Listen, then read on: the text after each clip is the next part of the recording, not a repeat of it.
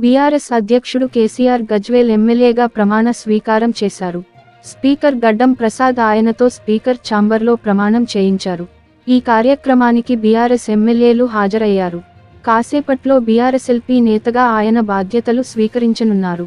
తుంటి ఆపరేషన్ తర్వాత మాజీ సీఎం ఇప్పుడిప్పుడే కోలుకుంటున్న సంగతి తెలిసిందే.